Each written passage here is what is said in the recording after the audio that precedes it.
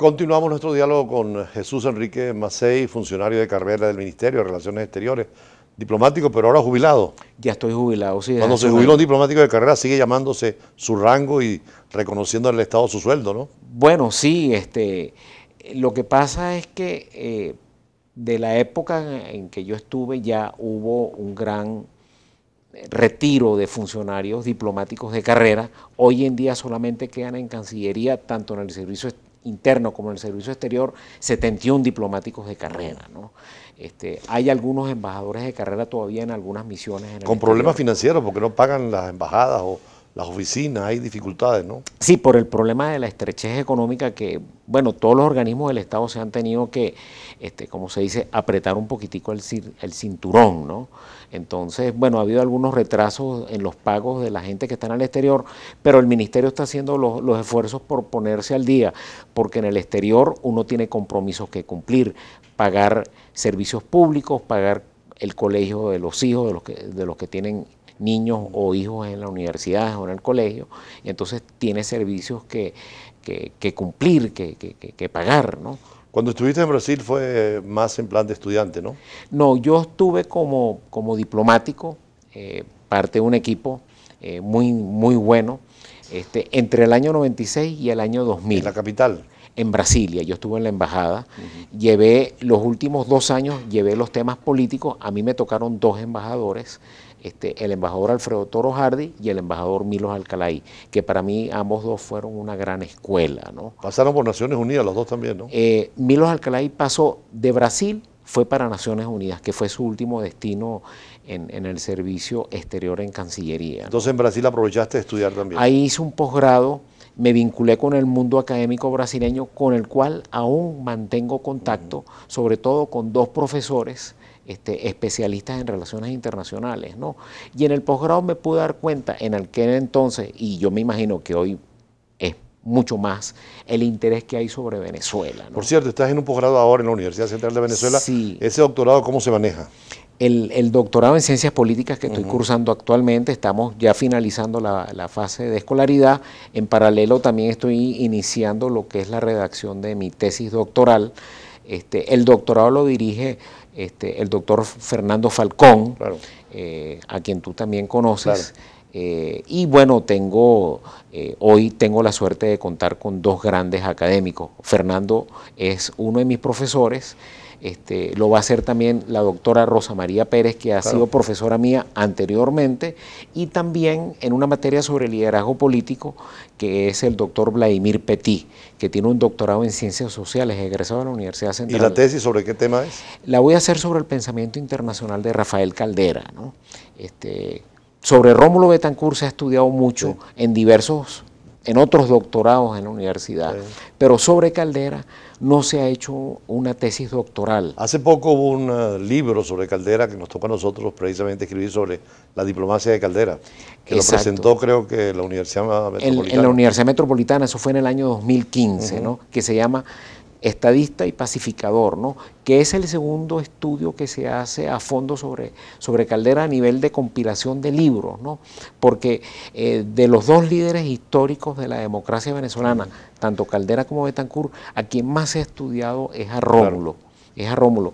Y yo creo que ha llegado el momento de estudiar el pensamiento y la acción de Rafael Caldera. Ahora, estudiar a Caldera significa también conocer a Calvani, porque fue su mentor y su expositor en la política exterior como canciller, ¿no? Bueno, fue uno de nuestros grandes cancilleres a quien tú tuviste el placer de conocer, inclusive trabajaste con él cuando tú iniciaste tus primeros pininos en Cancillería a finales de los años 60. Y Calvani, se puede decir que la política exterior que ejecutó Calvani fue una política exterior autónoma, claro, basada en los 4 o 5 grandes principios que guiaron la política exterior en aquel entonces: el pluralismo ideológico, la solidaridad internacional, el bien común universal, la justicia social. La justicia social internacional, que fue un tema que trabajó mucho Caldera. Y Calvani supo interpretar y ejecutar en forma muy eficiente esa política exterior. Para mí es uno de los grandes cancilleres que Venezuela tuvo en el siglo XX. Se le debe mucho a esa política de pacificación la apertura hacia América Central, la democracia en el continente, ¿no? Claro, después la política que se empieza a ejecutar en los años 70 en Centroamérica de cooperación, después la que lleva a cabo el presidente Herrera en los años finales de los 70 y principios de los 80 con lo que se llamó la diplomacia de proyección. Y después en el gobierno de Lucinchi, que fue también una política muy importante de acercamiento no solamente hacia Centroamérica, sino América Latina en general, que se profundizan políticas como por ejemplo el Grupo de Contadora, que se convierte en el Grupo de Río, y el Grupo de Río años después da lugar hoy a lo que es la CELAC. La relación con Colombia fue también una de las políticas de agenda de Caldera y Calvani, ¿no? Sí, porque ambos tenían un gran conocimiento sobre la política, la cultura, el medio colombiano. Inclusive Caldera, como tú sabes, visitó Colombia en 1973, se entrevistó con el presidente de la época y ¿Queda el problema fronterizo todavía del Golfo de Venezuela? Ese problema, ¿no?, está latente allí, ¿no? El problema de la delimitación de las aguas marinas y submarinas, ese es un problema que está allí y que en algún momento va a tener que ser tratado. ¿Qué hacer con el Esequibo ahora que nos querían llevar a La Haya? ¿Cuál es tu criterio como internacionalista? Bueno, como politólogo puedo decirte que creo que la Cancillería ha acertado en no ir a la Corte Internacional de La Haya. Porque no por tenerle miedo. Bueno, ahí coincide gobierno y oposición. Sí, la Asamblea Nacional también ha dicho que no es conveniente. No es conveniente. Que es preferible mantener el tema bilateral. Bilateralmente bajo el marco del Acuerdo de Ginebra. Claro. Lo que pasa es que Guyana ahorita a sus intereses nos quiere llevar a la Corte Internacional de La Haya. Un embajador especialista en temas multilaterales que tú conoces muy bien, Víctor Rodríguez Cedeño, ha escrito 2 estupendos artículos en el Nacional. Sus últimos 2 artículos se ha referido al tema de Guyana. La no conveniencia de ir a la Corte porque nosotros no aceptamos la competencia obligatoria. Exactamente. A pesar de que Guyana insiste en que no ir es perder el caso, ¿no?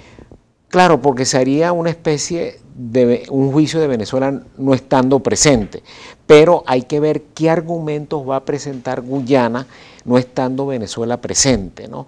Yo creo que la Cancillería sí ha conformado un equipo, yo desconozco quién encabeza el equipo de juristas, de internacionalistas que está asesorando al canciller Arreaza, pero debe ser un buen equipo, pero en esta posición Venezuela tiene que tener una posición nacional, una posición de política de Estado, porque este es un tema que nos inmiscuye y nos interesa a todos. Sí, precisamente ayer estábamos en la Universidad Latinoamericana y del Caribe, la ULAC, con el grupo de doctorado y conversábamos, dirigíamos una mesa redonda sobre el caso de Guyana, planteando que desde 1899 nunca hemos reconocido el auto arbitral y que gracias a Falcón Briceño y Acción Democrática y COPEI se llevó el caso a las Naciones Unidas en el 62, en el 66 se abrió el debate, pero Inglaterra le dio la independencia a Guyana.